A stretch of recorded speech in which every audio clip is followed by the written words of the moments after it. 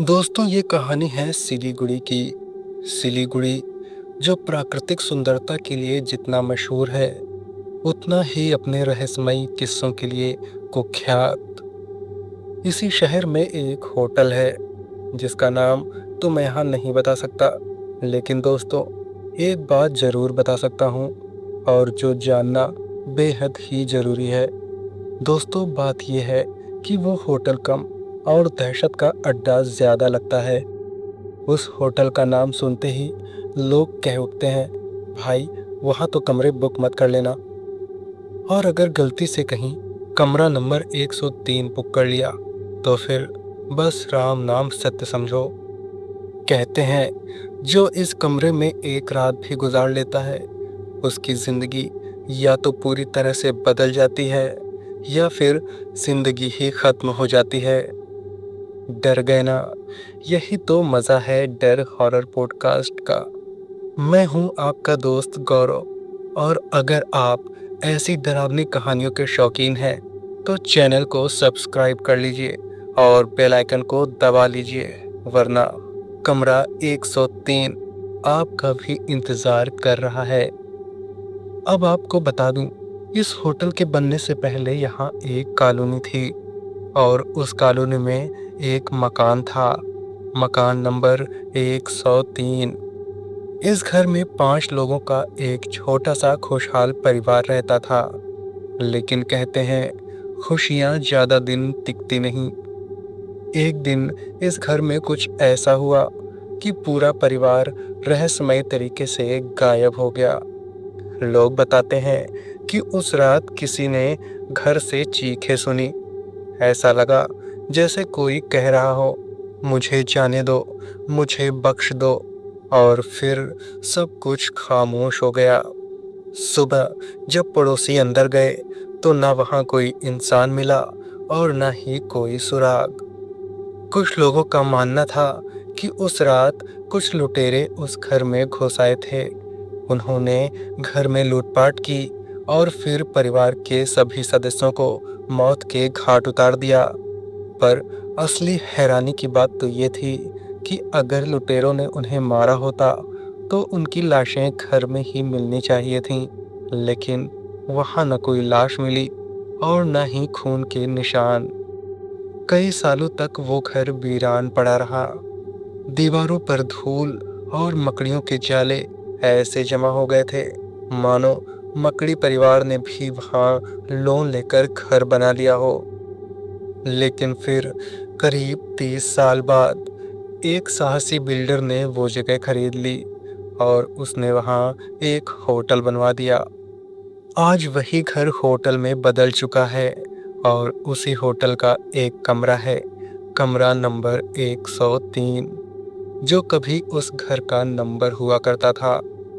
लोगों का मानना है जो इस कमरे में एक रात रह गया, उसकी ज़िंदगी ऐसे बदल जाती है जैसे किसी गरीब का इंटरनेट पैक खत्म होने पर उसकी दुनिया बदल जाती है। कुछ लोगों ने तो ये भी दावा किया है कि कमरे में लाइट बंद करने के बाद जब उन्होंने टीवी चालू किया तो स्क्रीन पर एक भूतिया चेहरा दिखा जिसकी आंखें टीवी से बाहर थीं। होटल के इस कमरे में अजय अपने परिवार के साथ रहने आया था।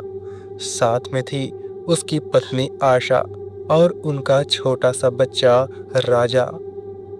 वे 10 दिनों की छुट्टी बिताने आए थे।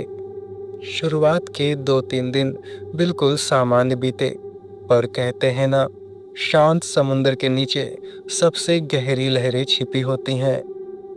वो रात का समय था, घड़ी में 1 बजने वाले थे। तभी आशा को अचानक बहुत तेज प्यास लगी।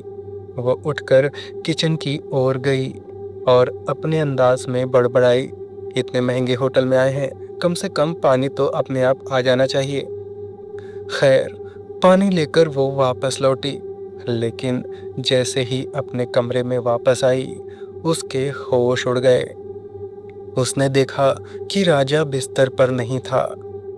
उसने इधर उधर ढूंढा, मगर राजा कहीं नहीं था।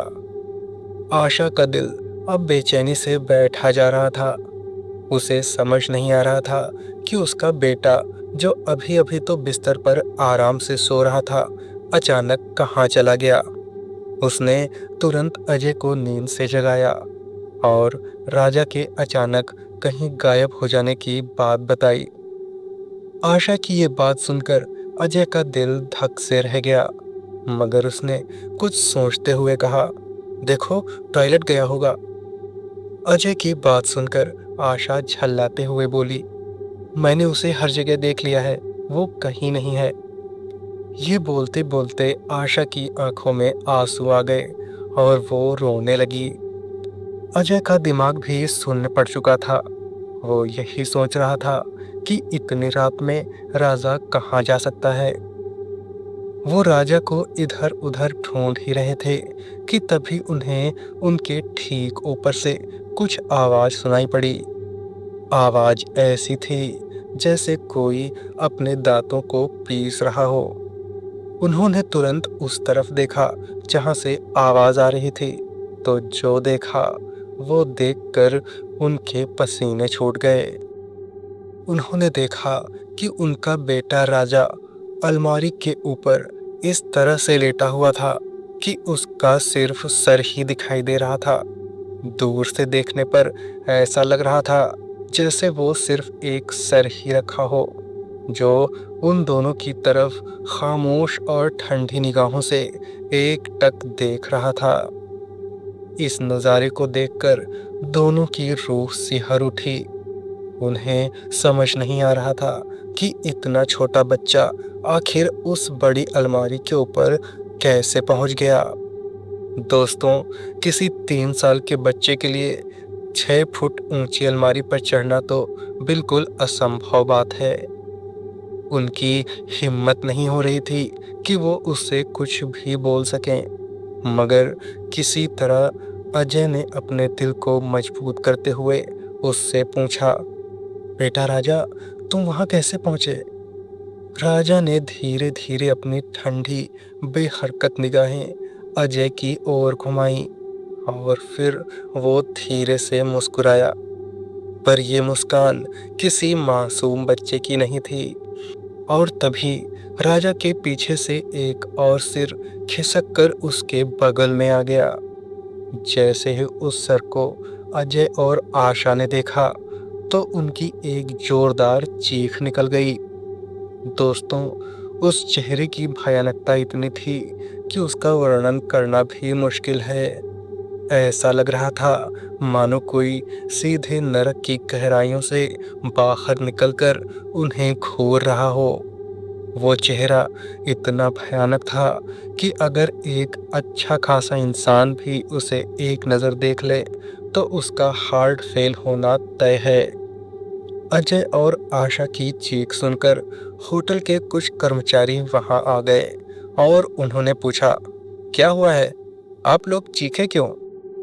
उनकी ये बात सुनकर उन दोनों ने अलमारी की तरफ कांपते हाथों से इशारा किया, लेकिन इस बार जब दोनों ने उस तरफ देखा जिधर अजय और आशा इशारा कर रहे थे, तो उनकी आंखें फटती चली गईं। उन्होंने देखा कि अलमारी अब बिल्कुल सपाट थी। न तो उसके ऊपर उनका बेटा राजा था और न ही वो भयानक सर। कुछ पल के लिए तो दोनों बिल्कुल सुन्न हो गए। फिर उन होटल कर्मचारियों ने उनसे पूछा, क्या हुआ है आप लोगों को? आप लोग इतना डरे हुए क्यों हैं? उनकी ये बात सुनकर जैसे दोनों नींद से बाहर आए और होटल कर्मचारियों को देखकर आशा के मुंह से निकला, मेरा बेटा राजा। उनके मुंह से उनके बेटे का नाम सुनकर उन दोनों कर्मचारियों ने पूछा, क्या हुआ है आपके बेटे को? वो तो आराम से सो रहा है। उनकी ये बात सुनकर जब दोनों ने वापस पलटकर बिस्तर की ओर देखा, तो उनका बेटा वास्तव में आराम से बिस्तर पर सो रहा था। अब उन दोनों को समझ में नहीं आ रहा था कि अभी अभी जो हुआ वो सब क्या था। अगली सुबह अजय और आशा ने अपना सामान पैक किया और होटल छोड़ दिया।